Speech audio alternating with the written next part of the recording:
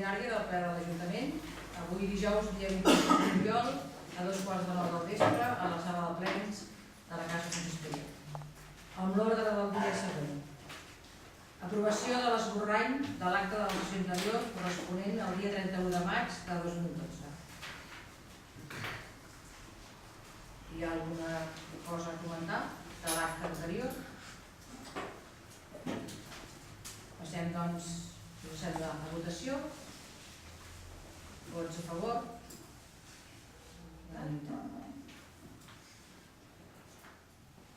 Bé, segon punt, coneixements dels decrets d'alcaldia. Hi ha algun comentari sobre algun decret a comentar? No? Doncs, si us sembla, passem al punt número 3.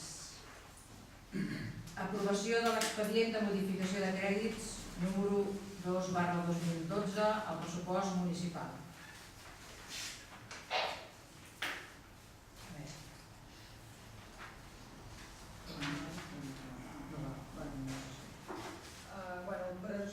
L'expedient és el que proposa la modificació arrel de l'aplicació del decret de l'any 2010 amb l'estalvi produït per l'aplicació del romanent, amb el qual es destina a amortització de préstec de l'Ajuntament a disminuir el nivell d'endeutament, perquè el primer supòsit era sanejar el romanent de tesoreria si hagués negatiu, no era el cas. Aquest és l'expedient que dona lloc a aquesta modificació de despesa de 31.000 euros.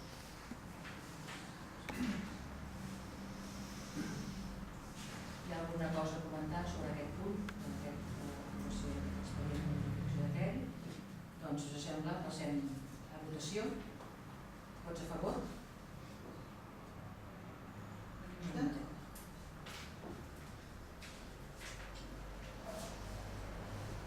Passem, doncs, al punt número 4. Aprovació provisional de la modificació de l'ordenança fiscal número 3, reguladora de l'impost sobre els vehicles de tracció mecànica.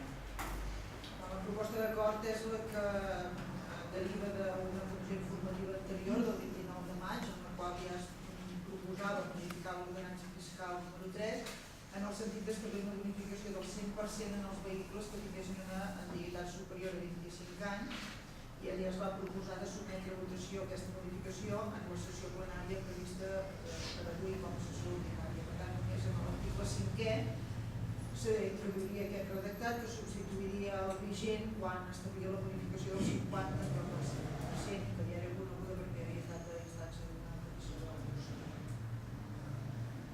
Vols fer algun comentari de respecte? Queda prou clar aquesta moció de segons per votar les lleis. Doncs us sembla, si no hi ha res més per part vostra de comentar alguna cosa, doncs passem a votació. Vots a favor?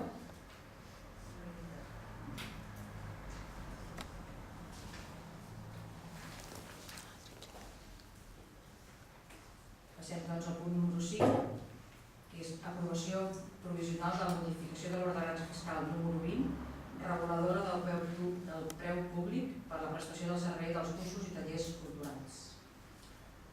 Aquesta és una modificació que té molt poca transcendència econòmica, només ve motivada fonamentalment per el redactat que hem col·locat en la regulació de fets, en el sentit que com que les liquidacions es fan trimestralment, la quantitat derivada de l'aplicació trimestral quan un trimestre normalment té 12 setmanes doni lloc als preus més unitaris de 30, 40 o 50 euros trimestre en funció de si el curs proposat és d'una hora a la setmana, una hora i mitja o 2 hores.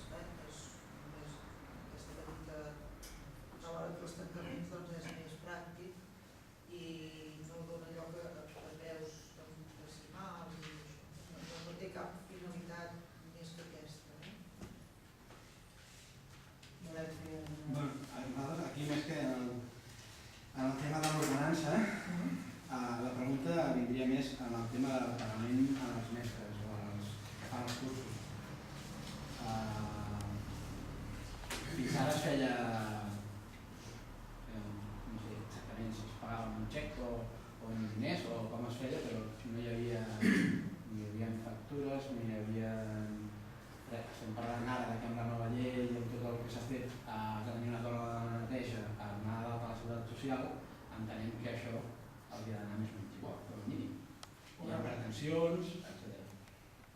iniciarem el nou curs, començarem els alumnes prepararan tots els cursos de cada trimestre, octubre, novembre, desembre, doncs estudiarem aquestes sol·licitacions. Perquè és evident, Hi havia algú que cobrava bastant, vale? en funció de les hores que No, que està clar, i llavors també hi ha qui ja pot fer factura i tot s'ha d'obligar és això, que tothom faci les seves I coses. Reflexions.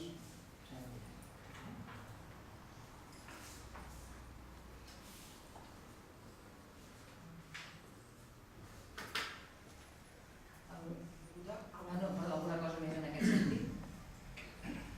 Si sembla, passem a votar l'aprovació en principi de la taxa, que és el que ocupa malgrat aquest apunt que fem. D'acord? Vots a favor de la taxa?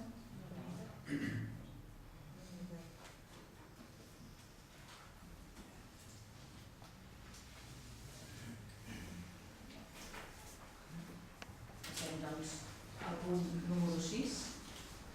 Informe sobre compliment dels terminis de pagament de les obligacions de les entitats locals previstos a la llei 15/2010 de 5 de juliol. La proposta explica, arrel de la introducció de la llei de lluita contra la morositat, els establiments dels terminis en el pagament de les factures i dels registres pendents de pagament que tramitem a l'Ajuntament.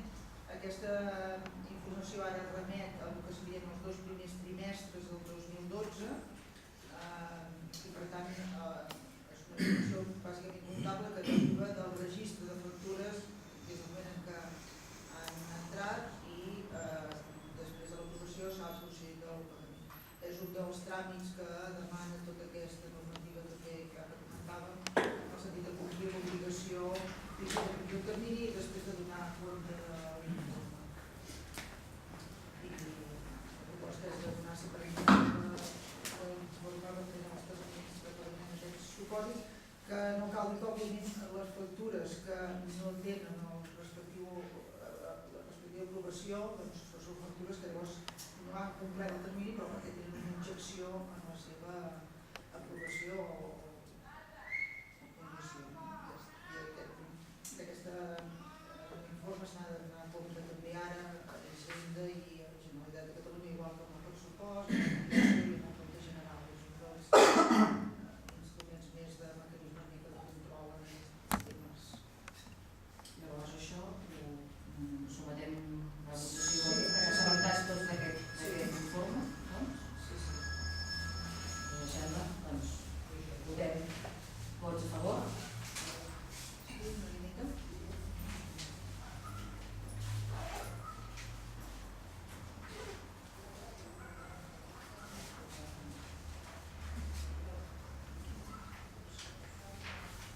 Passem doncs al punt número 7, aprovació del compte general corresponent a l'exercici 2011.